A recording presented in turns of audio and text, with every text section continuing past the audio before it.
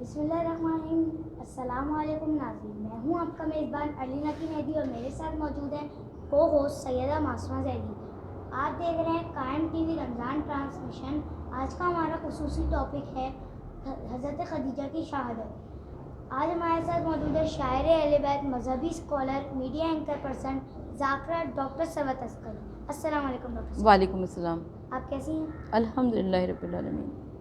آج 10واں رمضان ہے تو میرا اس کے حوالے سے آپ سے یہ سوال ہے کہ شعبہ ابو طالب کے بارے میں آپ کیا کہنا چاہیں گے؟ بسم اللہ الرحمن الرحیم۔ السلام علیکم۔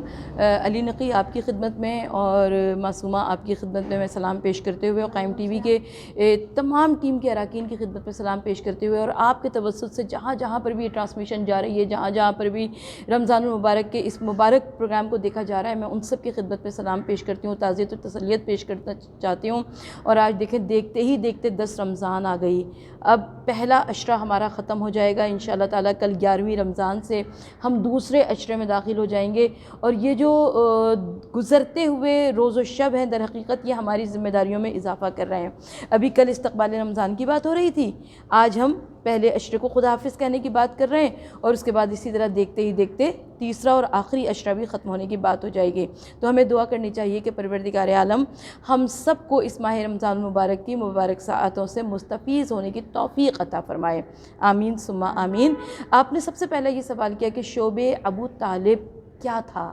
شعبہ ابو طالب کے بارے میں ہمارے ناظرین کو پتہ ہونا چاہیے۔ تو شعبہ ابو طالب یہ ایک گھاٹی تھی، اور جس میں مشرکین مکہ نے، کفار مکہ نے حضور نبی کریم صلی اللہ علیہ وآلہ وسلم کو ان کے خاص خاندان کے افراد کے ساتھ اور خاص اصحاب کے ساتھ 3 سال تک وہاں محصور کر دیا تھا۔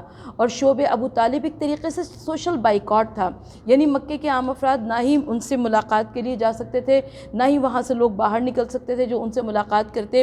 اور شعبہ ابو طالب میں نہایت مشکلات تھیں، پریشانیاں تھیں۔ ظاہر ہے آپ سوشل بائیکاٹ کے بارے میں اگر آپ تصور کر سکتے ہیں تو آپ کو اندازہ ہوگا کہ یہ کتنا سخت مقام ہوگا کہ جہاں پر ایک عام مسلمان کے پیٹ پر اگر ایک پتھر بندھا نظر آتا ہے تو حضور نبی کریم صلی اللہ علیہ وآلہ وسلم کے شکم مبارک پر 2 پتھر بندھے ہوئے نظر آتے ہیں۔ روایت یہ کہتی ہے کہ درختوں کی چھال کو پیس کر، کھجوروں کی گٹلیوں کو پیس کر، آٹا بنا کر اور اس کی روٹیاں پکا کر مسلمان کھایا کرتے تھے۔ کبھی کبھار رات کی اندھیرے میں، رات کی تاریکی میں حضرت خدیجہ کے خالہ زاد بھائی اپنی پشت کے اوپر اناج کی بوریاں لاد کر مسلمانوں تک پہنچایا کرتے تھے۔ تو یقیناً شعبہ ابو طالب میں نہایت مشکلات تھیں، نہایت پریشانیاں تھیں، اور اتنی ہی مصائب تھے کہ شعبہ ابو طالب کے جب 3 سال مکمل ہوئے تو 2 عظیم شخصیات کا انتقال ہو گیا۔ ایک حضرت ابو طالب جو کہ رسول صلی اللہ علیہ وآلہ وسلم کے پیارے چچا تھے، اور دوسری جناب خدیجہ الکبریٰ ام المومنین، اور اللہ کے رسول صلی اللہ علیہ وآلہ وسلم نے ان دونوں کی رحلت کو عام الحزن قرار دیا۔ جی ڈاکٹر صاحب، السلام علیکم۔ وعلیکم السلام۔ کیسی ہیں آپ؟ الحمدللہ رب العالمین۔ میرا آپ سے سوال یہ ہے کہ جناب خدیجہ کی دولت کے بارے میں بتائیے۔ جناب خدیجہ الکبریٰ کی دولت ایک عظیم دولت تھی، یہ معمولی دولت نہیں تھی۔ جیسا کہ ہم گزشتہ پروگرام میں بھی عرض کر چکے ہیں کہ خدیجہ کے خاندان کے کئی افراد رہبانیت کی، تصوف کی طرف، زہد کی طرف مائل ہو چکے تھے، لہٰذا ان تمام کی دولت خویلد کو ملی، خویلد سے وہ دولت خدیجہ کو ملی، اور خدیجہ نے اس دولت کو رکھ کر نہیں کھایا۔ یاد رکھیے کہ رکھ کر کھانے سے قارون کا خزانہ بھی خالی ہو جاتا ہے۔ خدیجہ نے اس کو ملٹیپلائی کیا، اس کو تجارت میں استعمال کیا، اور جب تجارت میں استعمال کیا تو یہ جو تجارت تھی خدیجہ کی، یہ مکے کی سرزمین پر ایک عجیب و غریب واقعہ تھا، اس لیے کہ ایک جانب جہاں پر بیٹی کو پیدا ہوتے ہی زندہ دفن کر دیا جاتا ہو، ایک جانب جہاں پر عورت کو مرد کے برابر کوئی رتبہ نہ دیا جاتا ہو، وہاں پر جناب خدیجہ الکبریٰ تاجرہ تھیں، اور اتنی پاک اور صاف تاجرہ تھیں کہ اس دولت کو، اتنی پاکیزہ وہ دولت تھی کہ اسے عالم اسلام پہ خرچ کیا گیا۔ دیکھیں اسلام پر خرچ کرنے کے لیے اللہ تعالیٰ کو کسی کی دولت کی ضرورت نہیں ہے، پروردگار عالم کو کسی کے ریسورسز کی ضرورت نہیں ہے۔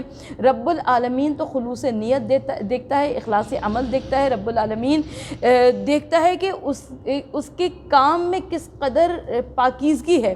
تو یقیناً خدیجہ کا کام بھی اتنا پاکیزہ تھا، خدیجہ کی شخصیت بھی اتنی پاکیزہ تھی، خدیجہ کی دولت بھی اتنی پاکیزہ تھی کہ جسے عالم اسلام کے لیے پروردگار عالم نے منتخب کر لیا، اور اللہ کے رسول صلی اللہ علیہ وآلہ وسلم کو مخاطب فرمایا قرآن مجید میں کہ کیا ہم نے تمہیں یتیم پایا ہم نے تمہیں غنی کر دیا. سب کو معلوم ہے کس کی دولت سے غنی ہوئے اللہ کے رسول صلی اللہ علیہ وآلہ وسلم, کیسے تمنگر ہوئے. وہ خدیجہ کی دولت تھی جو کہ اللہ کے رسول صلی اللہ علیہ وآلہ وسلم کے ذریعے عالم اسلام پہ خرچ ہوئی, اور جس کا تذکرہ پروردگار عالم نے قرآن مجید میں بھی فرما دیا.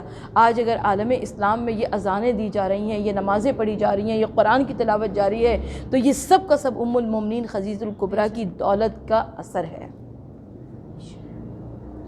جی ناظرین, چلتے ہیں ایک مختصر سی بریک پر. بہت شکریہ ڈاکٹر صاحبہ کہ آپ نے ہمیں وقت دیا. جی ناظرین, چلتے ہیں مختصر سی بریک کے بعد. بریک کی طرف